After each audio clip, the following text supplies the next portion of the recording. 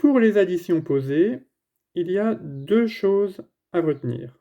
La pose déjà, il faut bien poser son opération avec les unités qui vont correspondre aux unités et les dizaines qui vont correspondre aux dizaines. C'est très facile, ici j'ai 2 fois le même nombre de chiffres. J'ai 2 chiffres à chaque fois. Regardons en dessous.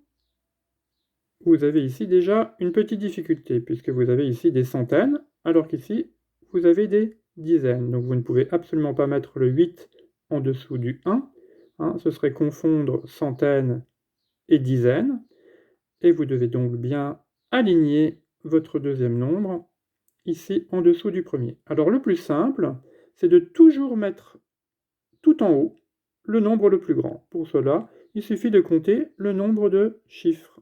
1, 2, 3, 1, 2, tiens, celui-là on a 3, je vais l'écrire en premier tout en haut, et en dessous, je mets mon nombre à 2 chiffres. Quand vous avez de très grands nombres, comme c'est le cas à la fin, il faut vraiment bien compter.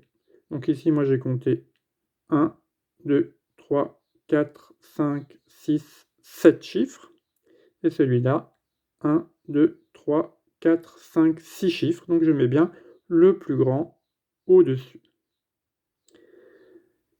Petite remarque, on a pris l'habitude normalement d'écrire les nombres, vous savez, en écartant par 3 ici les nombres pour pouvoir le lire. Quand on pose les nombres comme ça dans des opérations à résoudre, il est plus facile de ne pas laisser d'espace. Vous savez qu'ici, normalement, on laisse un espace. Ici, on laisse un espace pour pouvoir bien lire le nombre. Ici, on a donc les milliers, centaines de mille, et ici, millions. 5 236 579. Ensuite, une fois que c'est bien posé, c'est la deuxième chose, il faut résoudre. Donc, on commence toujours par la droite. On va regarder la première, la plus simple. 7 et 9, dans sa tête, on peut faire 9 et 7, 16. Je pose 6 et je retiens 1. Vous pouvez entourer, vous pouvez faire comme vous voulez. Ici.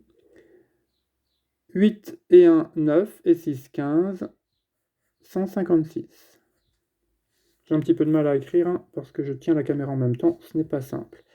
8 et 7, 15. Ici, 8 et 7, 15. Je pose 5 et je retiens 1. 6 et 1, 7 et 8, encore 15. Facile. Et je remets ma retenue, je pose 5 et je retiens 1, une centaine de plus, 1 et 1, 2, 255.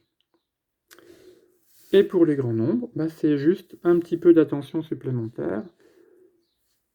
9 et 2, 11, je pose 1 et je retiens 1. 7 et 1, 8, 8 et 8, 16, je pose 6 et je retiens 1. 5 et 1, 6 et 6, 12. Je continue. 6 et 1, 7 et 4, 11. 3 et 1, 4 et 5, 9, etc. 2 et 2, 4, et ici 5. Et pour lire le nombre, je peux tracer ici des petits traits pour pouvoir, ou des petites courbes pour bien pouvoir le lire. 5 491 261. Voilà. Alors, petite remarque, si vous avez une opération qui est très longue, et que vous avez vraiment beaucoup de nombres les uns en dessous des autres, vous allez avoir des retenues qui vont peut-être dépasser la dizaine. Vous serez peut-être à 22, 23, mais à ce moment-là, vous mettez un petit 2, etc. Si j'avais 9 plus 2, plus 3, plus 5, plus 7, plus 8, plus 9, je ne sais pas. Après, paf, je n'aurai plus 1. Ici, je vais avoir ici 2. Ou si je suis passé dans les 30, 1, 3. Et je recompte après tout à fait normalement. Voilà pour les additions. Il y a donc 2 choses à retenir. La pose. Bien poser le plus grand nombre en haut. Bien aligner en tirant vers la droite mes nombres pour les aligner tous par la droite. Ils sont tous alignés par la droite. Une fois que la pose est faite, vous n'avez plus qu'à compter en commençant par la droite et en décalant toujours d'un rang. Voilà, bonnes additions!